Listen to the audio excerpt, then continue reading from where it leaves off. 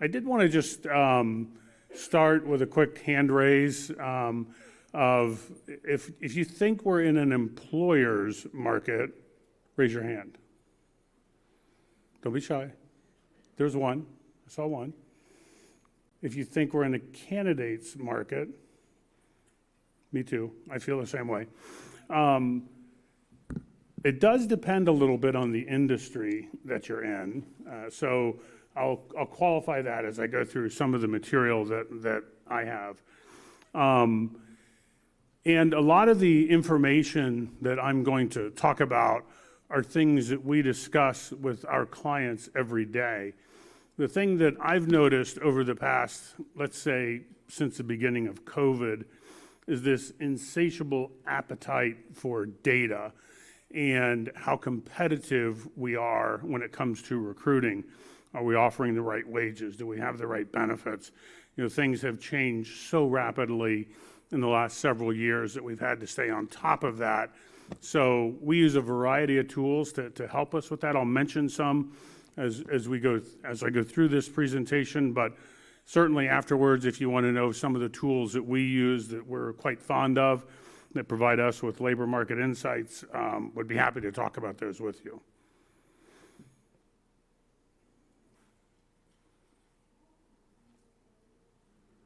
There we go. So a little bit of context, and hopefully you'll agree with me in these comments. The past 3 years have been the most complex and rapidly changing labor markets in our history. As I said, I've been doing this for 40 years, and just a little bit of a story. As soon as COVID hit, being in the recruiting business, I thought we're dead. Like, our business is really going to suffer. It was just a few months post-COVID when kind of the labor markets went into disarray, and it was actually really good for the recruiting industry. I don't believe we're out of the woods, and I think over the next several years, you'll see more and more challenges in these labor markets, and I'll share with you why I believe that. The demographics are the facts of what we face on a daily basis. There are several things that are driving some of these wildly changing labor market conditions. One is the labor market participation rate, meaning of those who are able to work are actually working. And I have some statistics around that. Flexible work arrangements. Just for a little bit of context, my company is 100% remote, so we don't even have an office. So our recruiters sit in their home, and that has worked really well for us. I am fascinated by companies that are going back into the office or who maybe never left the office. I get it for like manufacturing, distribution, et cetera, but we are seeing kind of a return to office in certain industries. The skills gap, which I'll share some numbers with you here in a moment, and then rapid technological advances. We've all heard about ChatGPT and AI. I'm one who kind of fundamentally believes that the role of the recruiter will never be replaced through AI. I believe that recruiting is both art and science, and that AI can make us more efficient as recruiters or as an industry. But the relationship that we form with candidates and hiring managers to make that fit, I believe fundamentally that's more art than it is science. The unemployment rates are still at record lows. I have a slide that'll go into detail about that. We have open jobs at still above 9 million. To put it in context, the high point was close to 11 million back in kind of late 21, early 22. Just to put that in perspective, pre-COVID, the high for the US was around 6 to 6.5 million open jobs. So we have stayed at this level of open jobs for the last 3 years, even with some of the economic factors that we've faced over the past couple years. And that is applying pressure to labor markets that we have never seen before. The pressure clearly exists in frontline hiring. So if you're hiring in manufacturing, if you're hiring in distribution, retail, hospitality, things along those lines, it is still very much a candidate-driven market, and there are still far more jobs than there are people available. And again, I don't believe that changes anytime in the near term. So I thought this slide was very interesting. It's from Manpower, and they run a poll every year of how much organizations are struggling to find talent.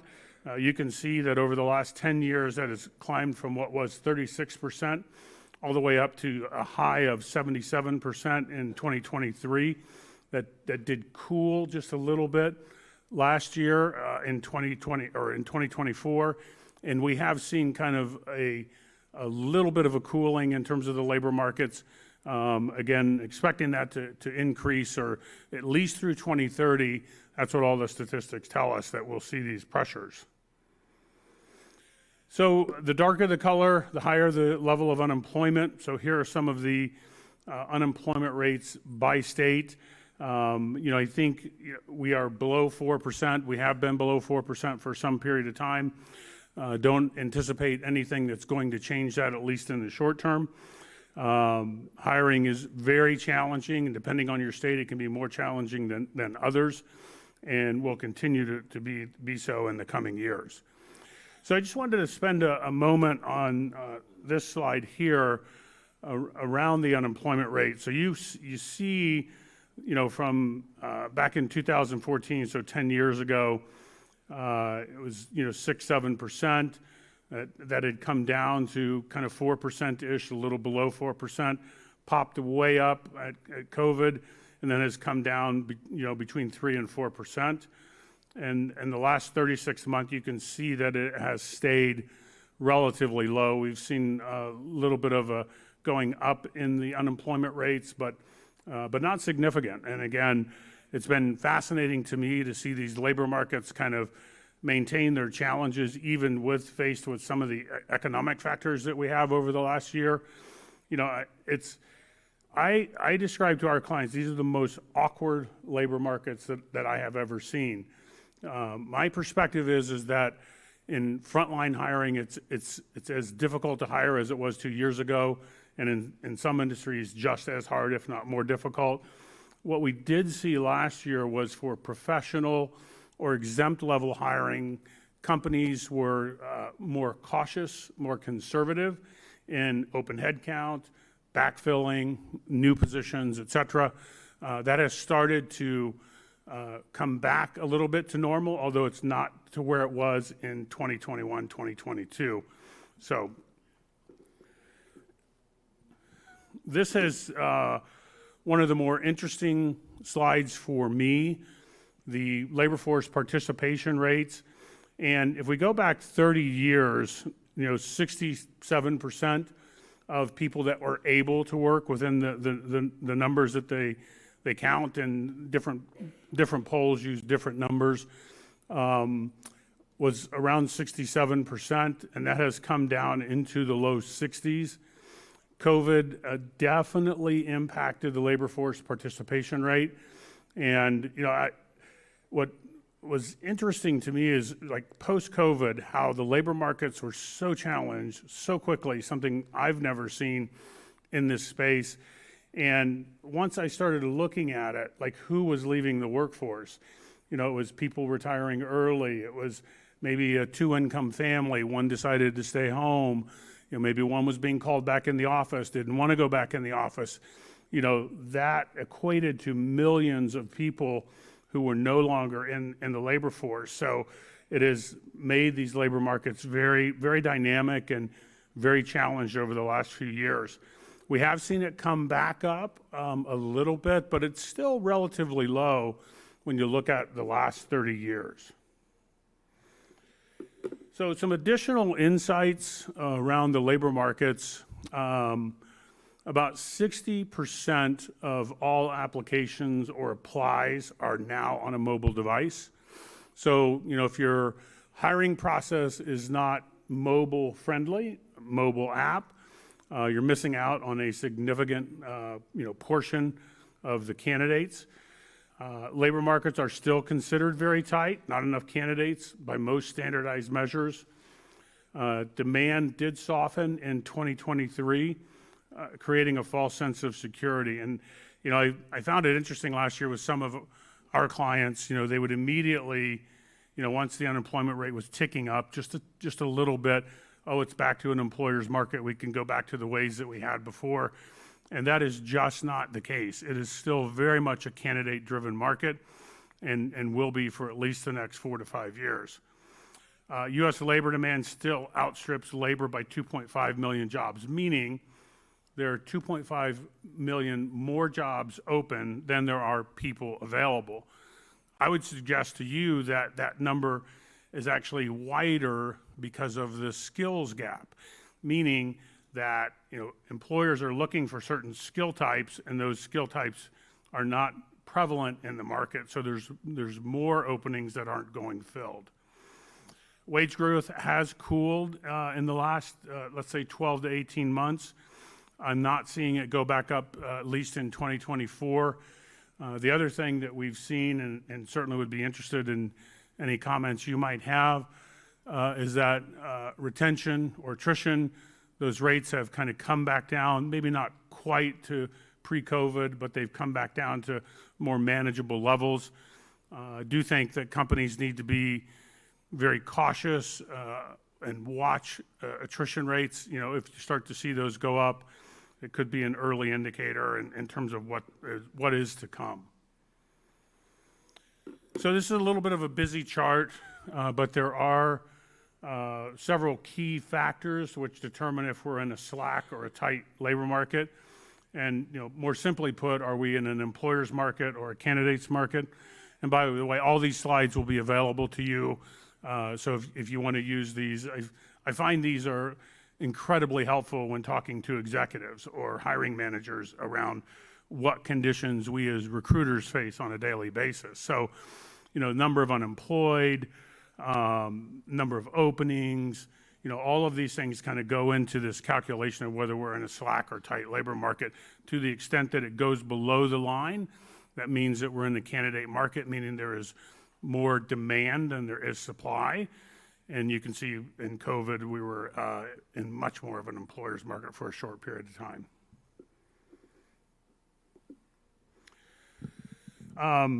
Again, another little interesting kind of tidbit around applicant behavior. We have kind of a unique perspective of 40 plus million data points that we collect on an annual basis. And we find that Monday, Tuesday, Wednesday are the highest days that applicants will apply. The further you get in the week, so Thursday, Friday, Saturday, your percentage of candidates go down. What does this tell you? It might inform you of when you actually put out a posting. And the other thing I would say, and we've had to become masters at managing Indeed, making sure that our postings are always going back up to the top. So, you might want to time that with the day of the week where you could get more candidate flow. When are people looking at the job board? When are they actually applying? Things along those lines. Yes?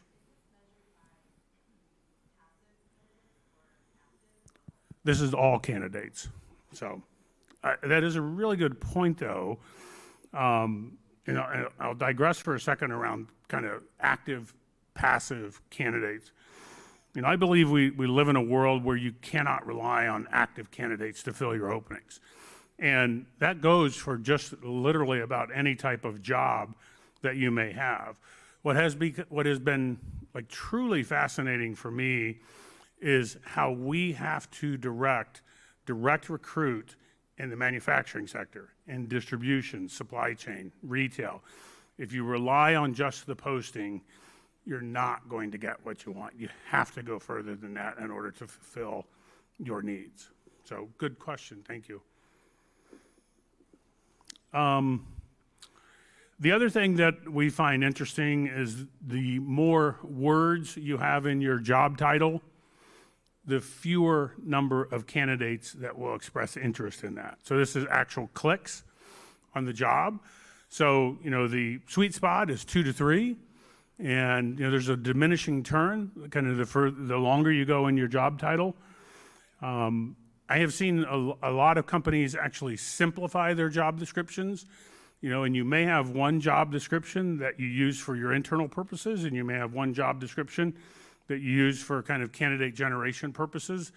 So ensure that your job description is not only friendly to the candidate, something that's easy to read, something that's simple, et cetera. This is job title word count that impacts clicks. So the last one was applies, this one is actual clicks. And again, the number of words that you have actually inform the number of clicks you're actually going to get onto that job. So we have a piece of technology that allows us to look at clicks, and it also allows us to look at how many times somebody will come to your site before they actually apply. Where do they come from before they get to your site? So what are the things that are actually driving the candidate behavior? So a few other perspectives as it relates to the labor markets and recruiting in today's world. We anticipate continued increasing pressure in frontline hiring. As I said, retail, hospitality, distribution, manufacturing, healthcare certainly falls into that category as well. I anticipate quarter-over-quarter growth for professional hiring. If you remember, I said that we saw that kind of pull back a little bit last year, more cautiousness from most companies. We are starting to see what I call green shoots in terms of new requisitions, new headcount, and I anticipate that each quarter will be slightly better.